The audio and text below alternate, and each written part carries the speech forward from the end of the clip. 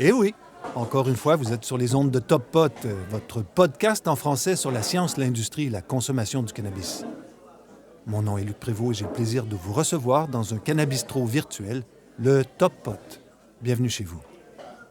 Top Pot ne donne aucun conseil. Consultez votre médecin, votre pharmacien, votre avocat, votre journaliste préféré, le législateur ou la personne de science de votre choix. Aucun des auteurs, contributeurs, commanditaires, administrateurs, toute autre personne liée à Top Pot ne peut être tenu responsable de quelque manière que ce soit de votre utilisation de l'information contenue dans le podcast. Vous allez bien? Le chanvre est bon par chez vous? Aujourd'hui, Top Pot s'amuse en posant une question piège. Comment reconnaître le meilleur cultivar au monde? La question est immense. Comment y répondre? Mais avant d'aller plus loin, c'est quoi un cultivar? En fait, il s'agit tout simplement d'une variété d'une espèce végétale obtenue par sélection.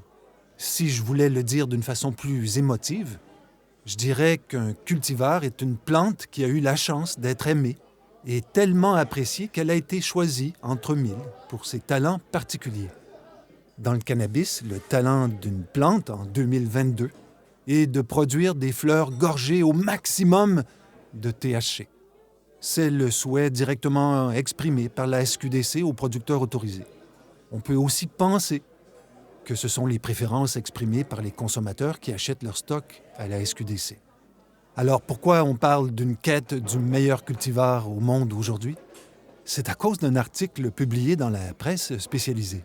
En fait, c'est de ma faute, là, mais dans ce cas particulier, il s'agit du média Benziga, dont un article m'a fait rire comme un déjanté. Le titre de l'article publié le 31 décembre 2021 était « The best cannabis strains of all time, according to experts ». En français, ça donne « les meilleures variétés de cannabis de tous les temps, selon les experts ». Je vous laisse quelques secondes pour rire. Le rédacteur du texte commence en trouvant une belle analogie. Choisir le plus grand cultivar de tous les temps, c'est exactement comme essayer de choisir la meilleure chanson de tous les temps. Dès le premier paragraphe, également, on apprend que l'article en question a été écrit 1 an plus tôt par Lindsay McCary sur Weedmap. Il est toujours important de comprendre l'origine du texte que l'on lit. Dans le cannabis, il y a beaucoup de republications. OK, vous le savez, hein, quand je suis au comptoir du Top Pot, je me commande un café. Et MJ, salut. OK.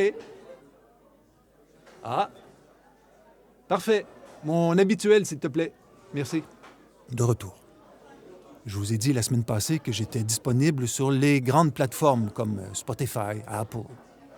J'ai oublié de vous dire que je suis aussi présent sur le site québécois potduquebec.com. Ça s'écrit potduqc.com. Alors, beaucoup de passion et forcément beaucoup de passionnés sur ce nouveau site. Des spécialistes de la culture qui sont prêts à partager leurs connaissances. Et voilà, le message est passé. Je répète, potduquebec.com, potduqc.com. OK, on revient à notre sujet.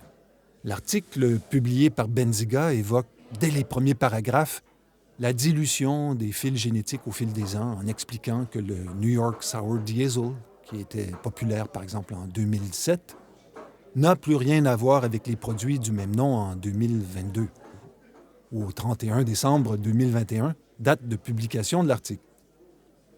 Puis, dans cet article, toujours, les experts arrivent. Le meilleur cultivar, c'est une affaire de terpènes, dit le premier, en précisant dans l'ordre flavonoïdes, terpènes, arômes, odeurs, goût. Le deuxième expert argumente sur l'importance du transfert de l'odeur de la fleur à la saveur de la fumée, et ainsi de suite. Pour ces experts, le New York Sour Diesel, qui se vendait pour 100 $ le gramme, est un des meilleurs cultivars de tous les temps. Puis suivent le Maui Waui, que j'ai vu ce matin en cartouche pour vapoter chez Teddy, le service de livraison de cannabis médical québécois. Puis le Super Silver Haze, le Tanguy, le OJ Kush, qui est le produit que la moitié des experts préfèrent comme cultivar quand on leur demande ce qu'ils aimeraient fumer s'ils n'avaient accès qu'à un seul cultivar sur une île déserte. Vous connaissez le scénario. C'était un article léger, amusant aussi, mais un papier qui m'a laissé sur ma faim. Ou qui m'a fait réfléchir, ça arrive. Au même moment, la fin de l'année 2021, plein de médias publiaient leur liste des meilleurs cultivars de l'année. Vous voyez le genre, hein? Ice Cream Cake, Kush Mint, Tropic Runts, Modified Grapes, Marshmallow, OG. Juste une seconde. Et merci, MJ, hein? Un verre d'eau. Ah, c'est bon. Je vous l'ai dit, je le répète aussi, je suis très haut répondeur au café. Alors, on parlait des articles qui publient les meilleurs cultivars du siècle ou de la journée. Personnellement, je ne lis plus ce genre d'articles qui ne veulent absolument rien dire. En fait, je les parcours pour comprendre le marketing qui tourne autour. Et de fait, je n'ai jamais accordé d'importance au nom des produits que j'achetais, car je n'ai jamais pu acheter mon pot d'un agronome ou d'un spécialiste de la botanique. Je vous donne un autre exemple. Les quotidiens québécois expliquaient il y a quelques mois que les poissons servis dans les restaurants québécois étaient rarement l'espèce annoncée au menu. Alors, si des gens éduqués et financièrement à l'aise ne sont même pas capables de reconnaître la chair d'un poisson, comment voulez-vous que votre pusher légal ou pas soit capable de distinguer précisément la nature du cultivar qu'il vous propose? Je ne dis pas que les grandes familles de cultivars n'existent pas. Je dis que le niveau de complexité dépasse l'entendement. Alors, je me suis dit que je ne deviendrais pas botaniste demain matin, ni la semaine prochaine. Comment faire pour mieux comprendre ce que je consomme alors? Et d'un seul coup, j'ai eu l'idée. J'échange par courriel et par téléphone avec un passionné de cannabis qui s'appelle Jean-François Gaudreau. Il s'intéresse à plein de choses dans le cannabis et il découvre en 2017 le Trichome Institute, qui offre une formation de sommelier cannabis créée par un gars qui s'appelle Max Monrose, M-O-N-T-R-O-S-E. Jean-François est aussi associé à Canareps, une association de la Colombie-Britannique qui offre un service similaire. Je connais d'ailleurs quelqu'un, là, Axel Hollin, qui vient juste de commencer à travailler officiellement pour Canareps. Salut Axel. Alors, GF, Jean-François, a créé une compagnie qui s'appelle Canalis pour offrir ses services, dont, entre autres, un service d'extraction mobile. J'adore ça. Les curieuses, comme à l'habitude, vont trouver les informations pour le rejoindre dans les notes de l'épisode. OK, on revient au Trichome Institute que je connais personnellement depuis 2-3 ans. Max Monrose, le gars derrière l'idée, est un très bon communicateur. En fait, il n'est pas communicateur. Il est beaucoup mieux que ça. C'est un gars qui sait raconter des histoires. Le premier vidéo que j'ai vu de lui est brûlé dans mon cerveau. Pourquoi? Je vous raconte. Quand on va à la SAQ, aucun conseiller n'aborde la clientèle en demandant « Quel pourcentage d'alcool voulez-vous, monsieur, madame? » La discussion, en général, n'aborde jamais ce sujet, sauf comme ultime précision. Une bière qui fait 12 % d'alcool mérite la précision, par exemple.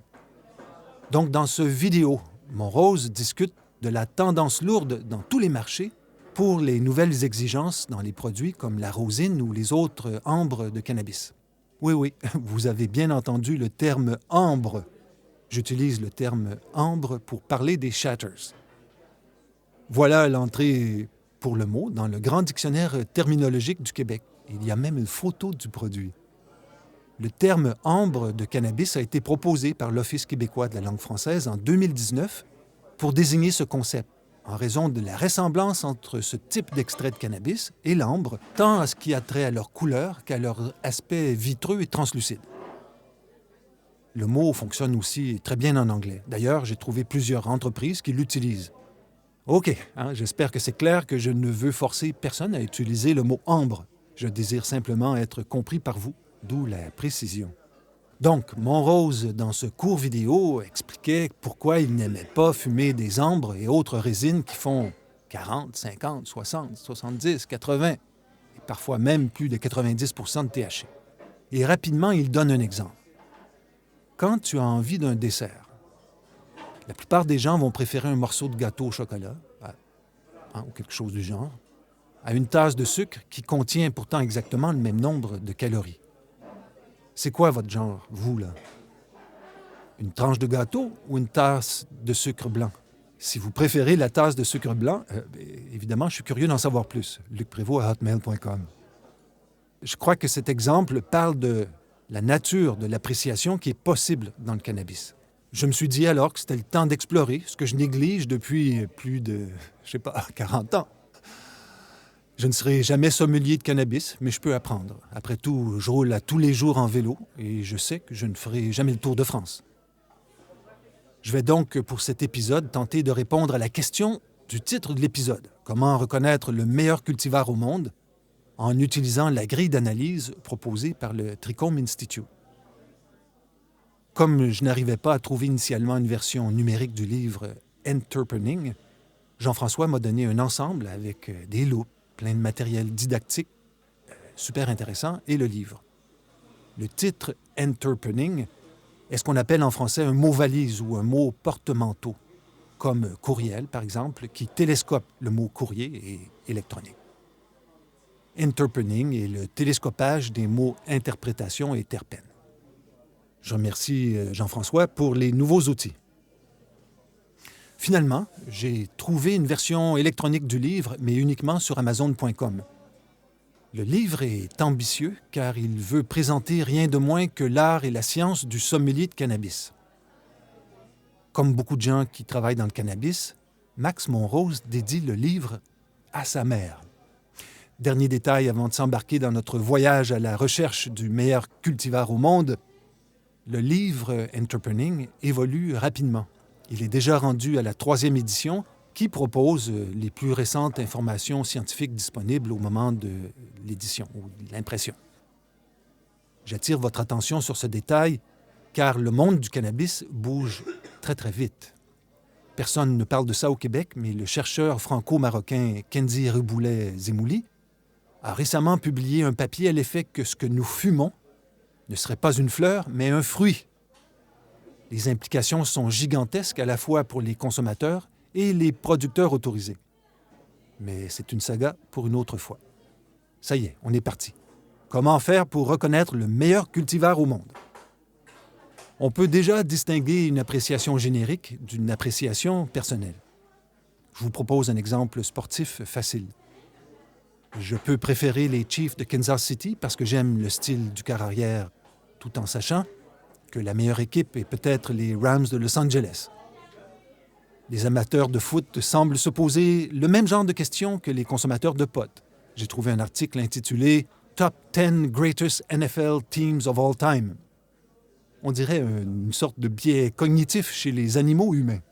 Bon, évidemment, je me contrebalance totalement du football, mais si j'avais pris un exemple dans le cyclisme professionnel, personne ne m'aurait compris. Ça paraît simple comme ça, mais cette première étape, ridicule, conditionne tout le reste. Quand je comprends la différence entre mes goûts et ceux des autres, j'apprends simultanément à mieux me connaître et à mieux connaître les autres. On retrouve dans les interminables discussions entre passionnés de pot les ferments, je crois, d'une réflexion scientifique. Pas toujours, mais souvent. Je l'ai dit, je le répète.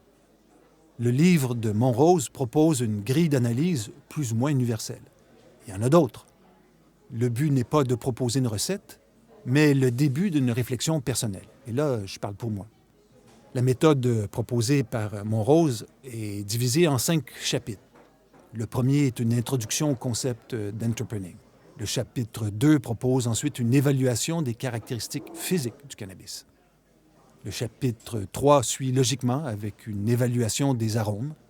Le chapitre 4 est consacré à l'art de prédire les effets psychotropes du pot. Et finalement, le dernier chapitre investigue les possibilités de devenir un professionnel de l'entrepreneurship.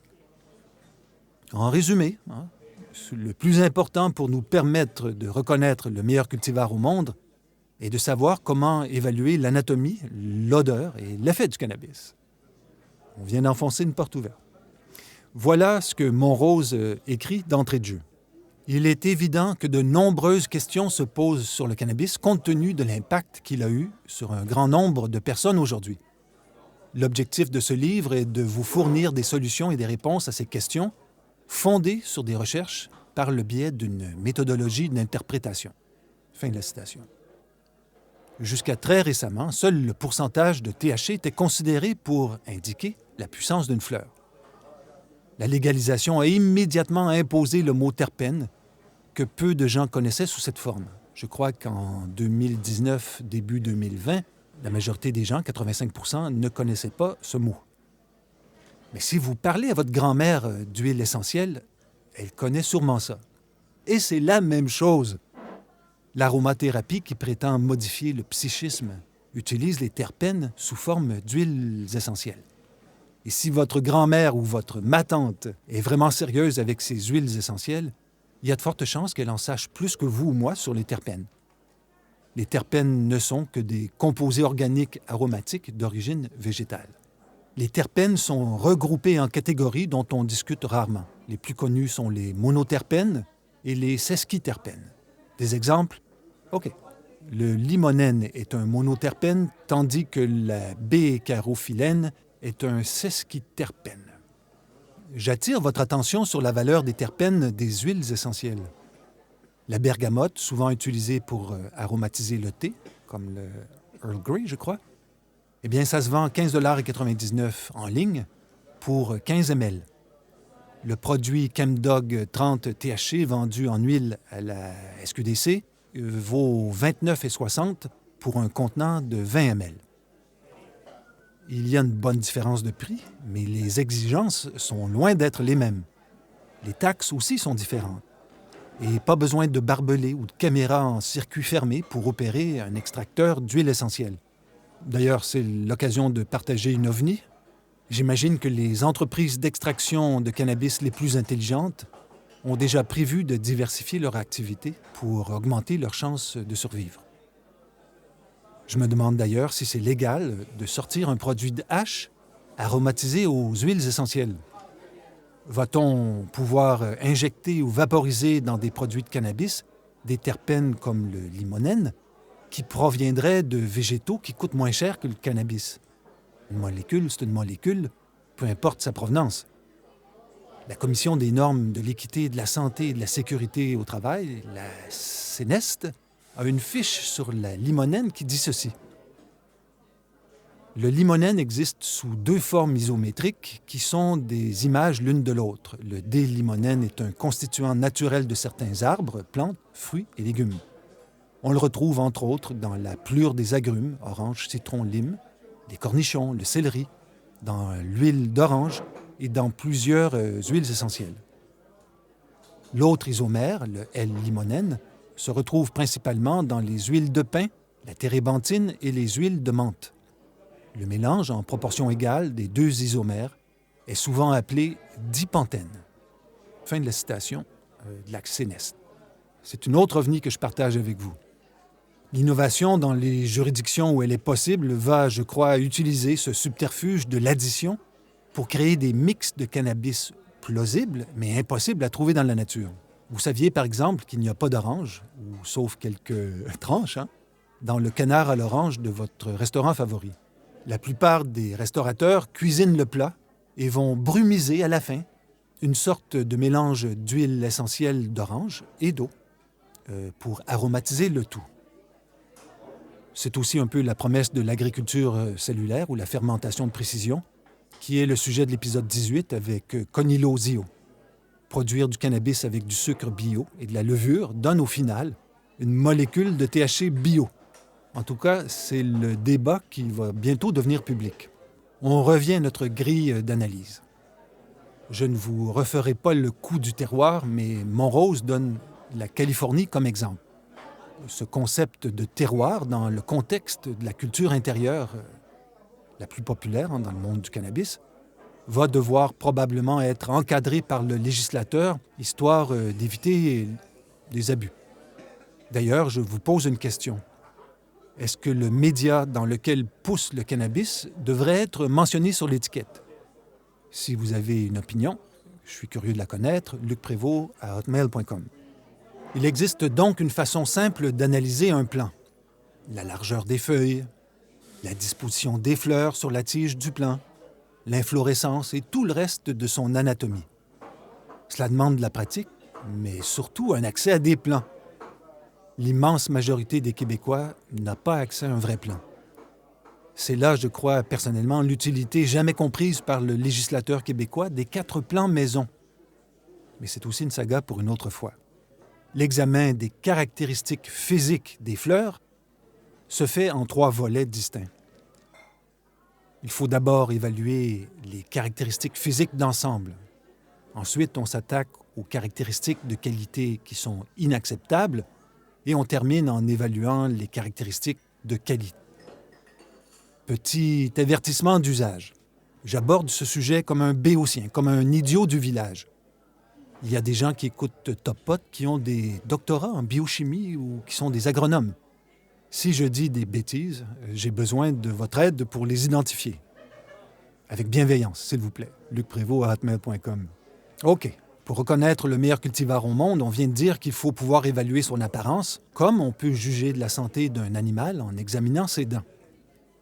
Vous avez une vision 40/20, vous êtes chanceux, car ça veut dire que vous n'avez pas besoin d'une loupe pour regarder vos fleurs.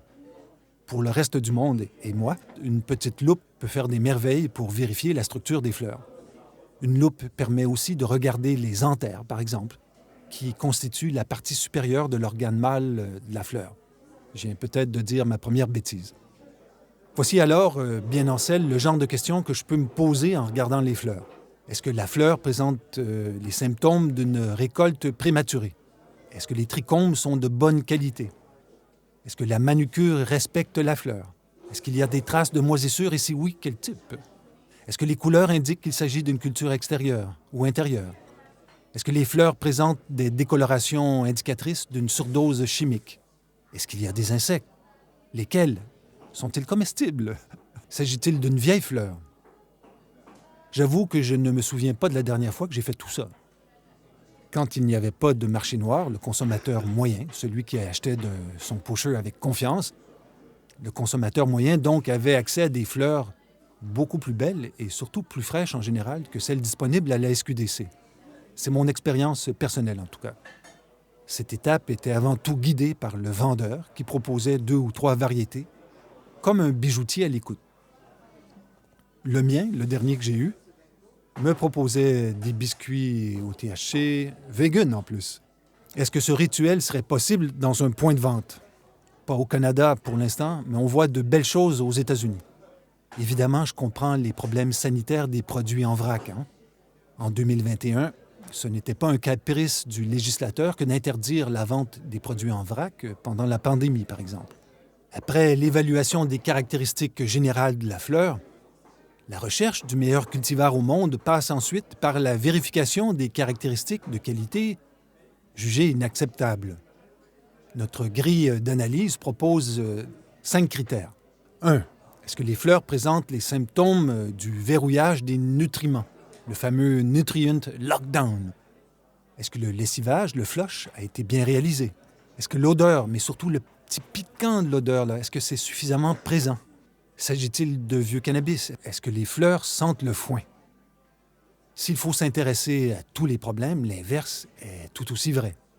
Trouver le meilleur cultivar de tous les temps implique de s'intéresser aussi, mais surtout aux caractéristiques de qualité. Notre grille d'analyse en propose plusieurs. 1. La qualité de la manicure. 2. La densité et la maturité des trichomes. 3. La qualification de l'âcreté ou de ce piquant de l'odeur. 4. Il y a évidemment bien plus que ce petit piquant, ce qu'on appelle en anglais pungency, je crois. C'est à cette étape que le nez va distinguer les propriétés de la fleur, mais aussi l'ensemble des soins qui auront permis, avec une fermentation heureuse et bien réalisée, qui va venir relever le tout. Suis-je devenu un expert parce que je comprends mieux cette grille d'analyse? Non. Suis-je mieux informé? Définitivement. Il s'agit en fait d'un rappel de tout ce que j'ai appris au fil des ans de façon informelle. Si j'avais eu la chance de fréquenter un club social de cannabis, les aînés m'auraient appris tout ça avec des tonnes de détails. Mais je n'ai jamais eu cette chance. Et vous? Si je vous demande quels critères de qualité vous vérifiez quand vous ouvrez votre pot de la SQDC, c'est quoi? J'aimerais connaître vos secrets. lucprévost@hotmail.com. Que nous reste-t-il à incorporer dans notre évaluation pour être capable de reconnaître le meilleur cultivar au monde? Nous arrivons au cœur de l'expérience qui consiste, avant la consommation, à évaluer les arômes du cannabis. Dans l'étape précédente, notre quête olfactive était générale. Dans cette nouvelle étape de caractérisation, on s'intéresse aux détails, les arômes. Je note d'ailleurs une évolution marquée de cette partie du livre entre la 2e édition papier et la 3e édition numérique. Je trouve ça assez encourageant. C'est peut-être la seule partie du livre que je trouve pertinente pour les experts. J'avoue par contre que je ne sais rien de l'exactitude des infos partagées par l'auteur. Mais j'aime le concept déployé dans le livre qui illustre les zones de la tête et du système respiratoire qui sont sollicitées par chaque type d'arôme. Le livre propose aussi une petite leçon d'anatomie et même des trucs pour respirer efficacement la fumée, le tout en ligne directe avec la science énologique ou l'art des testeurs de café. Vous les avez déjà vus, là, ceux qui font circuler le liquide dans leur bouche avant de le recracher. Ce que je comprends de cette section est que l'odorat, notre sens le plus reptilien, est peut-être l'outil le plus sous-utilisé de notre expérience lors de la consommation de cannabis. C'est sans doute les informations qui sont les plus pertinentes pour moi. Le système Entrepening propose aussi plusieurs outils pédagogiques, des machins très bien conçus d'ailleurs. Il y a entre autres un document de synthèse du livre fait en carton dur qui se plie de millions de façons différentes. C'est totalement brillant comme produit. La section la plus ambitieuse du livre propose une méthode pour tenter de prédire les effets psychotropiques des fleurs examinées. La méthode utilise une roulette que l'on tourne et qui révèle des informations selon les critères sélectionnés. Je saute cette étape, car sans l'outil en main, la démonstration est un peu dérisoire. Dans la dernière section de notre grille d'analyse, qui devrait nous permettre de reconnaître le meilleur cultivar au monde, la méthode Entrepening recense les différentes méthodes pour faire brûler une fleur. 1. La puff à sec, également appelée un Bill Clinton. Ça consiste à respirer dans le joint sans l'allumer. 2. Une puff allumée, évidemment. 3. Fumer dans un instrument de verre propre qui ne va modifier en rien le goût de la puff, évidemment. Et 4. L'utilisation d'un vaporisateur. Vous ne connaissez pas les avantages du vaporisateur? On va y revenir une autre fois. Bon, voici en gros une méthode pour reconnaître les meilleurs cultivars au monde. Ce n'est pas la seule. Disons que nous sommes très intelligents, là, tous ensemble, et que par science infuse, nous maîtrisons maintenant parfaitement, là, tout de suite, cette méthode comme ça. Ouf! Partons du principe que tous nos organes fonctionnent bien et que nous n'avons pas le rhume ou la COVID. Comment, dès lors, pouvons-nous reconnaître le meilleur cultivar au monde? Après tout, les médias cannabis publient à toutes les semaines le genre d'article dont je parlais au début de l'épisode. Ça peut être une quête personnelle valable. Il est quelle heure, là? Oh, c'est l'heure. Juste une seconde. Et MJ? Merci beaucoup. OK. Bye. De retour. Cette quête illusive, cette quête du meilleur cultivar de la planète Terre peut commencer. On est entre nous, là. On fait une expérience mentale.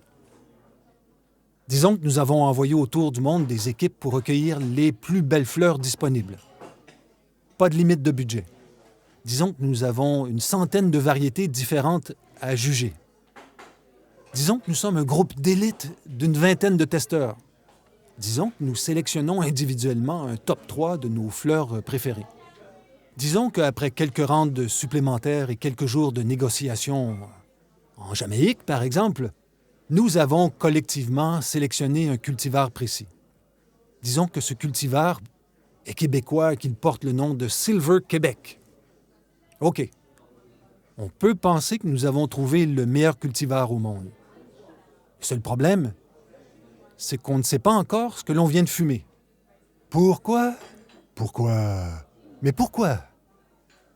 C'est que le système que la SQDC utilise au Québec avec les termes indica et sativa ne veut absolument rien dire scientifiquement, je l'ai dit au début de l'épisode, à cause des croisements volontaires et involontaires des différents cultivars au fil des siècles. En 2014, une recherche a permis l'analyse de 494 échantillons de 35 souches différentes. La conclusion? Les différences dans la composition chimique des 494 échantillons ne permettaient pas de les différencier. Incroyable, non? Donc, notre industrie est construite sur une fabulation ou sur des renseignements non scientifiques. Oui, évidemment, il y a un lien pour les curieuses dans les notes du podcast sur cette recherche. Mais on continue. Disons que l'on décide de faire l'analyse de notre fleur gagnante et qu'on la nomme Platine Québec. Disons qu'on en fait pousser en masse partout. OK, j'ai une autre question maintenant. Si je fais pousser des plantes de tomates dans ma cour, est-ce qu'elles vont toutes goûter la même chose? Est-ce possible qu'une tomate sur le plan ne soit pas vraiment aussi bonne que les autres? Mon expérience me dit que oui. Cela ne veut pas dire que toutes les autres tomates qui sont encore sur le plan sont mauvaises. Voici donc ma question aux spécialistes. Est-il possible de tomber sur un citron dans un plant de cannabis? Ah, la magie d'Internet. Après une discussion avec Julien Raymond, le cultivateur de Juste Feu, un producteur autorisé dont les produits seront bientôt à la SQDC, voici ce que je comprends. Les bons producteurs sont capables de stabiliser le génotype et cette stabilisation permet d'éviter les citrons dans les plants. Et pas le limonène. Merci Julien. Alors, encore une fois, je reviens à ma question initiale. Comment reconnaître le meilleur cultivar au monde? Est-ce que vous me permettez un pied de nez plein de respect? On aimerait, moi, vous, avoir la même précision que la médecine moderne, mais dans un contexte où des centaines de molécules dans un organisme vivant cohabitent pour nous offrir des produits médicaux et non médicaux. Nous tentons d'appliquer au monde végétal vivant les critères de la médecine qui, elle, ne s'attache qu'à une seule molécule à la fois. Oui, vous savez, ces histoires d'effets d'entourage, là. Ces deux visions du monde sont réconciliables, mais seulement en faisant des compromis. Pourquoi pas, hein? Car sans la capacité de faire des compromis, nous serions tout le temps en guerre. J'en entends dans le fond du café, là, ils sont là, hein? Qu'est-ce que tu proposes, Luc? J'ai une solution très simple, absolument pas scientifique, mais logique, je crois. Dans un premier temps, il faut renoncer à ce type de concours ridicule, sauf pour s'amuser. On a le droit de s'amuser. Faut juste pas se prendre au sérieux. Dans un deuxième temps, je propose un changement de paradigme, encore plus simple. Ce n'est pas le meilleur cultivar au monde qu'il faut identifier. C'est plutôt le meilleur maître cultivateur au monde qu'il faut trouver, ou le meilleur producteur autorisé.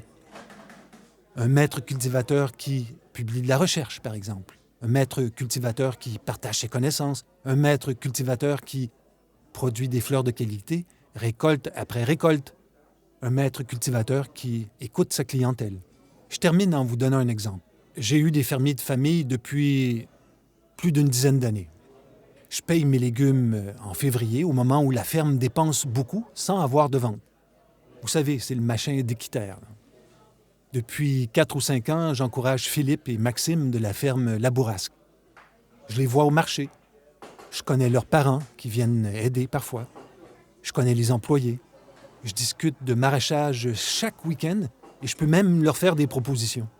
J'ai l'intime conviction que j'ai la chance de manger les meilleurs légumes au monde. Bio, là, et tout le tralala. Est-ce qu'une telle formule serait applicable au cannabis? Je ne sais pas, mais c'est une piste à explorer. Personnellement, si j'avais la chance d'acheter directement à la ferme mon cannabis, je crois que je serais totalement convaincu d'avoir accès au meilleur cultivar au monde. En termes de fraîcheur, c'est indiscutable. Et la fraîcheur fait foi de tout, car le cannabis vieillit très mal et très vite, comparé à une noix, par exemple. Le cannabis est un rituel de différents partages. Le cannabis a toujours rapproché les gens. Je crois que nous sommes capables au Québec de créer une industrie exceptionnelle qui rapprocherait les producteurs des consommateurs. La clé est là pour la survie de l'industrie, je crois. Et le monopole de la SQDC n'est pas une excuse ou un obstacle, car l'industrie du cannabis au Nouveau-Brunswick innove beaucoup, tout en étant dans une situation de monopole d'État comme au Québec. Alors, c'est qui votre maître cultivateur préféré? Et surtout, pourquoi? C'est la première fois que je fais ça, mais si vous avez un avis précis sur ce sujet, j'aimerais vous parler et peut-être même partager vos préférences dans un épisode à venir. Vous préférez le hash? OK, pas de problème. Hein? C'est qui vos sachants du hash? Et pourquoi aimez-vous leur travail? Top Potter, top Potteuse, top Potter, j'attends vos préférences. Et voilà, c'était le 87e épisode de Top Pot. Questions, commentaires, critiques, n'hésitez pas à m'écrire. lucprévost@hotmail.com. Je vous remercie pour votre écoute, vos partages et vos suggestions. Allez, bonne semaine, beaucoup de bien-être et bon chanvre.